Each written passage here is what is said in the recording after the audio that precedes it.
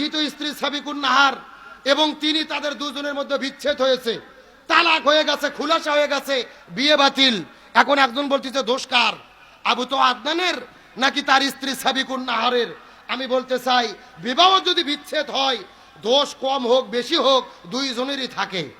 তার কারণ আমার নবী হাদিস শরীফের মধ্যে বলেছেন, যখন একটা বিবাহ বিচ্ছেদ হয়ে যায় আল্লাহর আরশে আজিম পর্যন্ত কেঁপে ওঠে। তাহলে এই যে বিবাহ বিচ্ছেদ হলো, দোষ কম বেশি দুইজনেরই থাকতে পারে, কিন্তু আমার কথা হলো আবু তো আদনানের দ্বিতীয় স্ত্রী আর সাবিকুন নাহার তারও দ্বিতীয় স্বামী, আপনারা তো বিচ্ছেদ করলেন, আবু তো আবারও তৃতীয় বউ পাবে, সাবিকুন নাহার তৃতীয় স্বামী পাবে।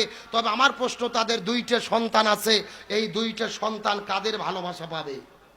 আজকে এদের ব্যাপারে কেউ কথা বলতেছে না।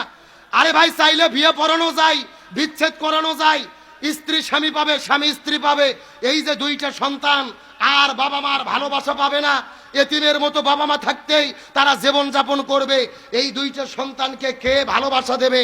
তার মানে বোঝা যায় তালাক কখনো সমাধান হতে পারে